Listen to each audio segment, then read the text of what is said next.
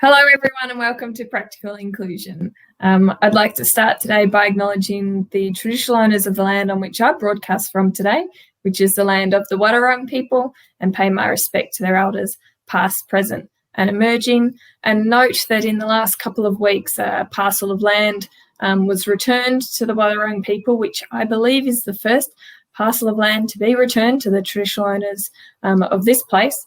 And so that was well celebrated throughout the media, and it's pleasing to see that there are some steps forward.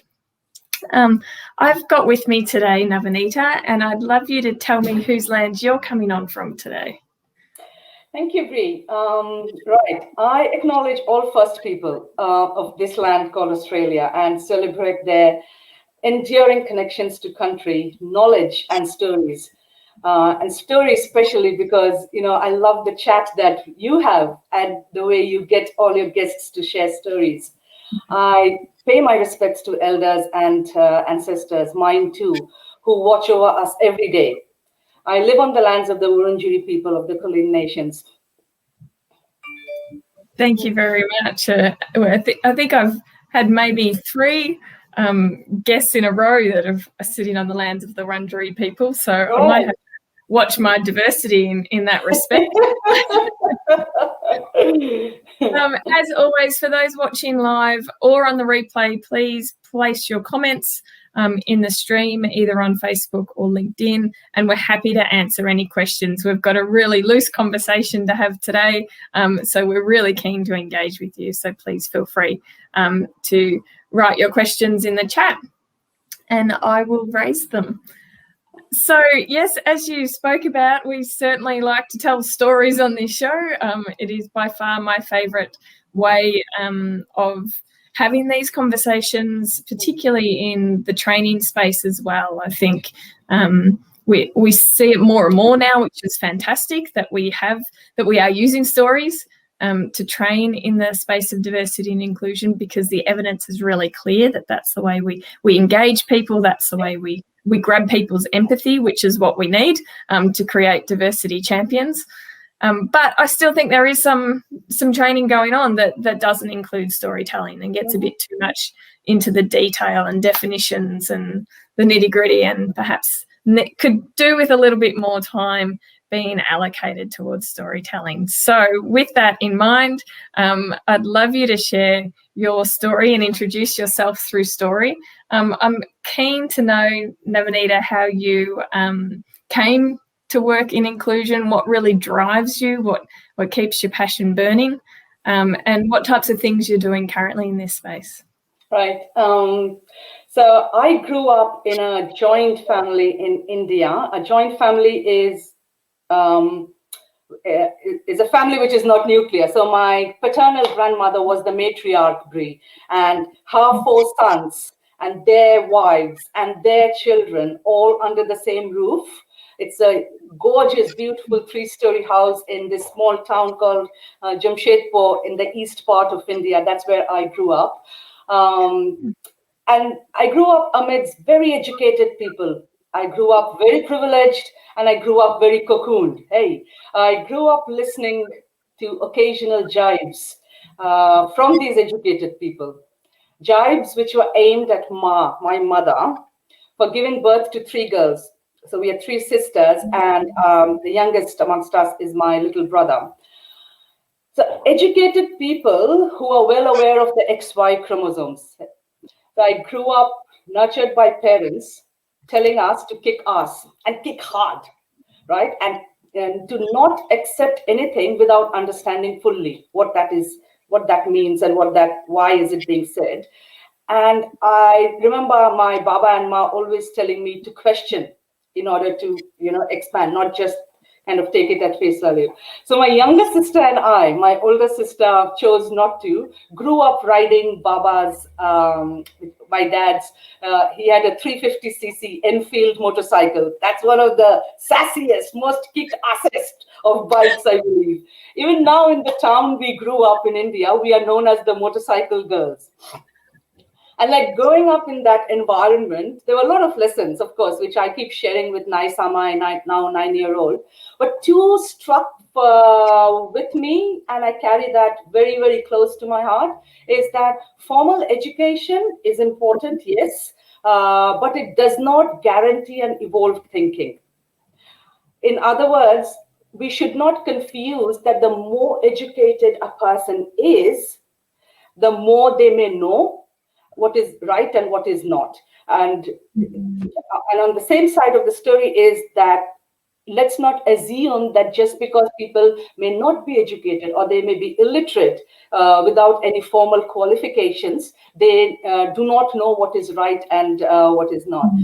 Something that's a lesson which continued to help me grow stronger as I worked in this domain for the last 24 years in more than 16 different countries. So that's number one. Number two is that about feminist parents. Pain in the wrong places they can be, but absolutely vital for shaping the right values. My parents have shaped me, the person I am.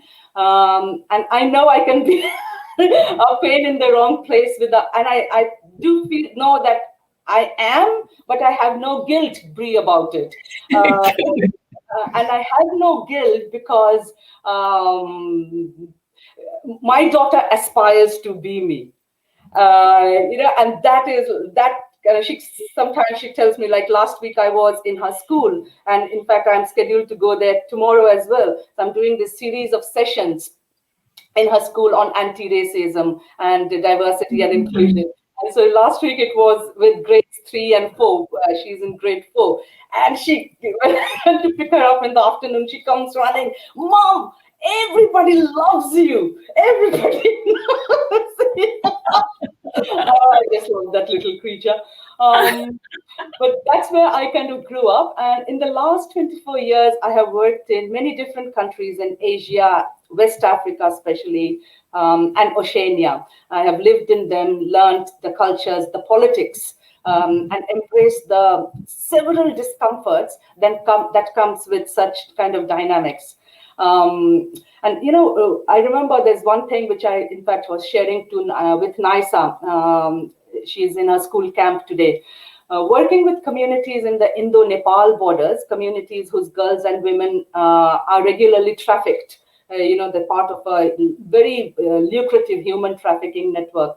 So they're trafficked not just by their men, but by other men too. So I worked in mobilizing women into self-help groups, into powerful groups of sisterhoods. And angry men whose influence and actions were being questioned by their women, ambushed me one day. This was right at the border, the Indo-Nepal border, and dividing the two countries is this chunk of land called the no man's land. Of course. I mean, the women take care of the land, but it gets called man's land. So I was ambushed, and they threatened to rape me and then murder me and throw my body in the no man's land, and saying that nobody will find you. I escaped, and reflexes, and there's a whole story how I managed to kind of escape. But, experiences such as that continued to cement my practice in not bowing down to bullies and coercive power. And there have been many, many similar experiences as I worked in Liberia, Sierra Leone. More recently, before I joined the telecommunications industry ombudsman, I worked briefly in Somalia. I remember working in Aceh. This was just after the 2004 tsunami that really devastated thousands of homes and families and so many countries, I saw how people, those who survived, they did with so much of grit and so much of insane resilience.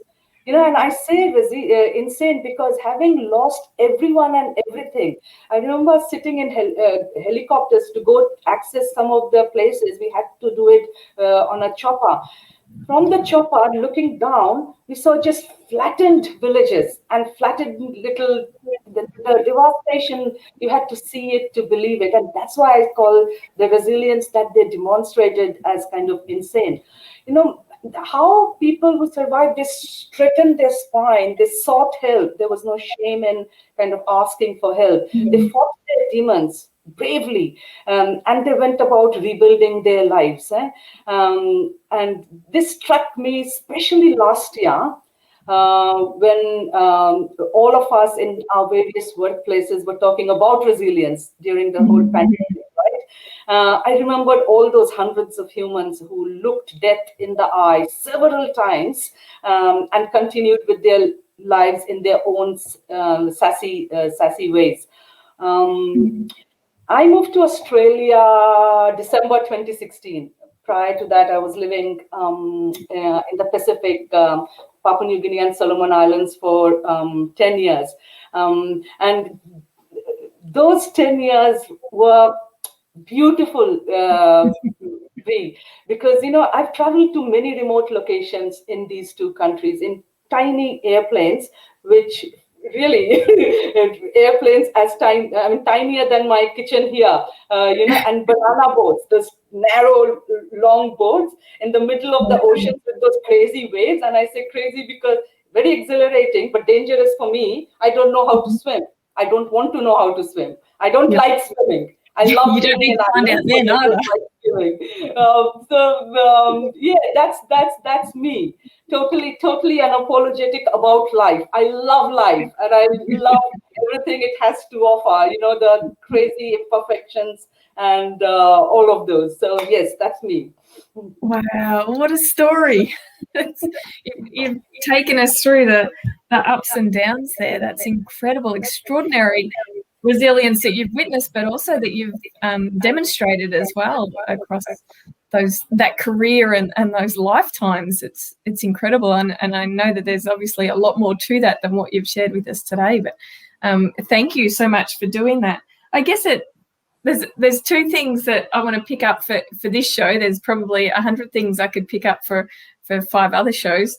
But one of the things, just to get a sense then, taking all that knowledge and that experience that you have, you know, working really at the extremes of exclusion, right, and anti-feminism and racism and everything. How does that inform the work that you do here in Australia in the diversity and inclusion space? Absolutely, and that's where, to me, in this work on equality, diversity, inclusion, which I've seen, it's become a fad now. Like everyone, including the bloody Buckingham Palace, has now diversity someone, and there was diversity czar, for heaven's sake. To me, this work on EDI, whether in Australia now or in any country, is that much less if they are not taking the whole justice equation in play.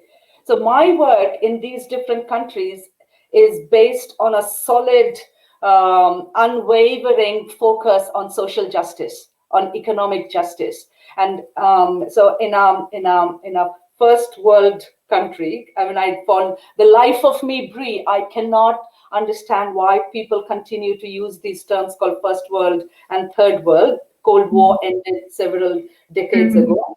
But they do use, and I'm using this word only because Western countries and first world countries are taken as synonyms. Hey, so even in a Western countries such as Australia, which is a rich country, if you compare it with so many others, in any workplace, whether it's the public sector or the corporate or the non-profit, it's with human beings.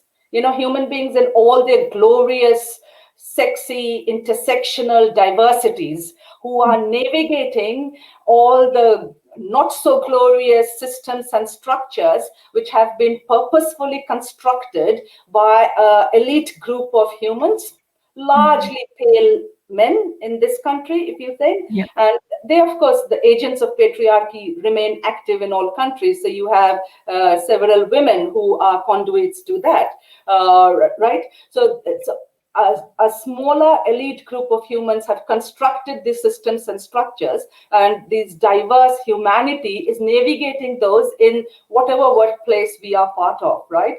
So how I am working in the EDI space in Australia is by keeping the focus on social justice intact. That yes, you can have endless diversity trainings till the cattle come in and the pigs go to sleep, but it's not going to move the needle if the more important next steps are kind of acknowledged and taken. Great. I love it. And we just had a beautiful comment here from Noreen as well, that I've placed up on the screen for you. Didn't want to interrupt your story. So talking then, I guess, about these structures and systems that are in place in Australian society, you and I connected over an incident that happened with my child, my youngest, a few weeks ago, when she happened to be watching, I was sitting there with her and we were watching a YouTube video of, I think her name's Jojo Siwa. I had not come across Jojo before, and it turns out I'm almost the only one in the world who doesn't know, who didn't know who Jojo was. But Jojo had a best friend who happened to be African American, and my daughter pointed out and said, "See, Mum, you can have best friends who have a different skin colour to you." And it was really quite a shocking moment for me, because I couldn't understand why she thought otherwise. And she hasn't yet really unpicked that, but I did have to sit and reflect myself and look at my closest friends, and yes, they are all white. And obviously, interestingly though, her brother's best friend is from Pakistani origins, so she had references in her world, but still that prevailing thought was that you are best friends with people whose skin colour's like yours. And that's obviously really awful to digest, but it really drew me to find out more about the work you're doing in schools around anti-racism and how we have these conversations with our children, and not just conversations, but how we actually role model a different world than that. Absolutely. Before that, Noreen, shukriya, thank you. Yes, to me that's important because it all intersects, all these awful isms, racism, sexism, and yeah, all the different genders and the discriminations. Yes. So back to this. Yes, you're absolutely right, Bree. And I was telling it to someone the other day that the whole homogeneity and the way we seek it out, that is so counterproductive. So even when we are living in an island, we cannot have the mindset of an island. all our lives and everything, from the moment we open our eyes till the time we go to sleep, everything that happens is connected to something and somehow in some ways to a global marketplace. Therefore it's no longer a choice or an option for parents to not. It's become an imperative. And I posted on LinkedIn a few times in the last couple of months about 2 incidents of racism my daughter experienced in her school. From November through till March, there were 2 incidents. And to me, even one incident is one too many. And when it comes to my child, I will chew out the whole world.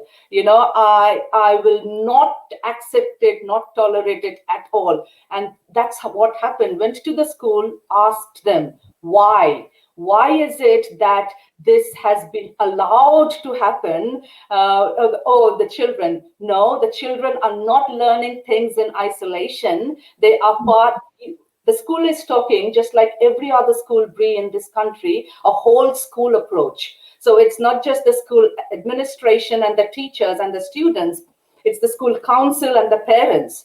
And in the 2.5 years that I've been a part of the school community in this school here, I have not seen or experienced any proactive engagement on any of these wicked issues that you and I are talking about today. This in spite of a pandemic that swayed us all, this in spite of the renewed focus on anti-racism through the Black Lives Movement in US and also here. In spite of all of that, the school, so asking so the school apologized, of course, and I said that in this country, apology is the national pastime. It becomes so easy for people to mess up, screw up intentionally and say, sorry, we have a sorry day and an apology day, and none of that is will sail the boat for me. So they invited me to do this bunch of sessions on anti-racism, and they packaged it as a Harmony Day thing. And I told the principal, no, you got the wrong parent for that. And you know why? This is the only country which calls it the Harmony Day, whereas it is what it is. It's, recognizing, acknowledging that discrimination, intentional and purposeful, is happening based on race, which is, again, a very intentional construct to keep the narrative of less melanin, the skin gets called white, which is therefore more superior, and everything else is the rainbow palette. I hate being called brown or black or yellow or green or purple or whatever color a pale person chooses to attribute to someone who doesn't look like them. And unfortunately, conversations in a matured way, in an adult way, is not happening. Matured way, even with little children, are not happening. So, I've had fantastic sessions so far with preps. I took a different approach, which was storytelling. I have this book called The Skin We Live In. And they got the message. With NISA's class, which is grades 3 and 4, it was a few notches more nuanced. Where asking what you just said rightly, like how many of you like different kinds of food, and not just the barbecue that happens, such as sushi or dumplings or butter chicken, and they were like raise the hand. How many of you know where these foods came from or what's the story? None. How many of you have family members who interact with people from a different culture or a different ethnicity? None, except my daughter's best friend. How do we behave when we go overseas? How many of you have gone out of Australia? There were a few hands, and the usual Bali and Fiji and some in the UK, some to other countries, and asking, how curious have you been when you have gone overseas? What kind of conversations do you have with your parents about what you're seeing and smelling? And, so none of that processing happens. So obviously children are like sponges, right? So they will soak it all up and they will project it all out. And that's exactly what's happening in schools today. And like when I went and did all of this with the school, I just saw that how unfair it is for us as parents or for the Department of Education to expect that the teachers in the schools would have their an understanding and B, skills, capacities, and the confidence to have these conversations. They don't. Absolutely. The Department of Education or even the school council, which are so monocultural. I wrote an email, Bree, where I asked the school to table it at the council, which was done, and it came as a surprise to the council. So as parents, how often are we asking these questions? Yeah. No, God, you've touched on such good points there. And I talk quite regularly to teachers and schools and deliver LGBTI, similar things around LGBTI with schools.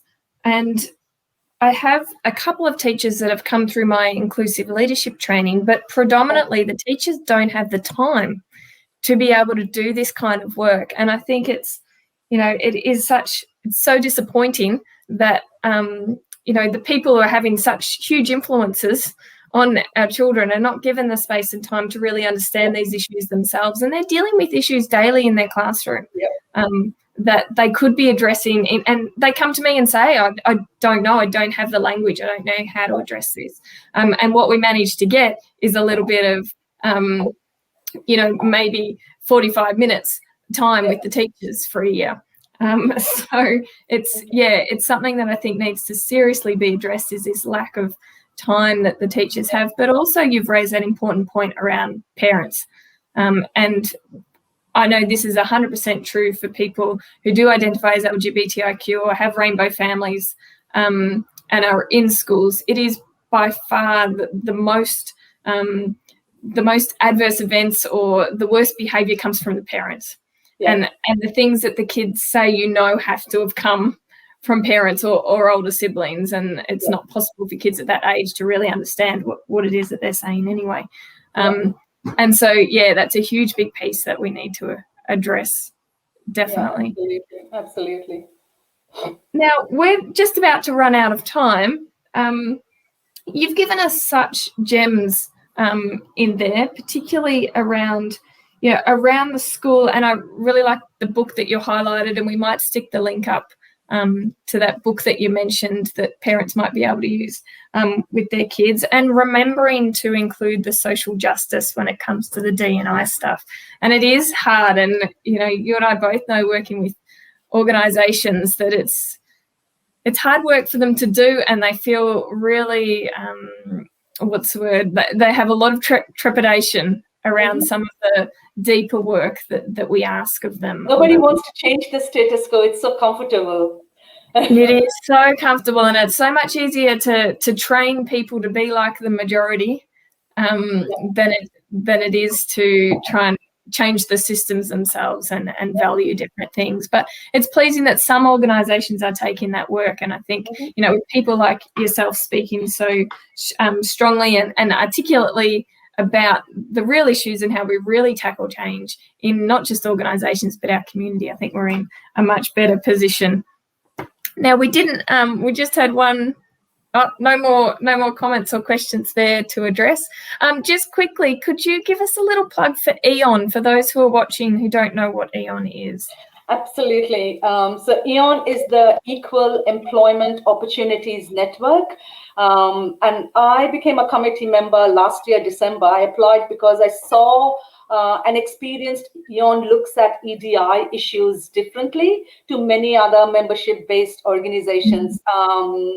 And where, we are moving from a lot of, having ferocious conversations to also enabling our members and others listening in to have ferocious actions, so that activism and that justice is coming in very clearly in the EON. And people listening in, if you are not yet a member of EON, please do consider, and I can assure you, you can only benefit. And if you do choose to be a member now, or you need to renew your membership, you'll get a 5% discount. So do consider, you can go online, Equal Employment Opportunities Network. And we have our next event, Bree, on 28th April. And I can guarantee it's going to be one ferocious, powerful one. It's on youth by youth. It's so very appropriate and relevant for all employers as we navigate an increasingly young world. Young people who are ready to take on the workplaces, So yes, that's EON. Yeah, fantastic. Absolutely. And I really do get so much out of those events. It's a real professional development opportunity for me, and I know for many others. So thanks for that, and jump on and have a look at that event, because I'm sure it'll be as high a quality as the others always have been. Thank you so much for coming on today. I'm sure we might come back on this in the future and have another chat, because I think there's plenty more that we could address. So thank you very much, Navanita, for coming on today. Thanks for having me. Not a problem. And thanks everybody for listening in, either live or on the replay. Feel free to share it around. I will be putting it up on YouTube later tonight, and it will have some captions attached to it, so that it might be best if you share from there.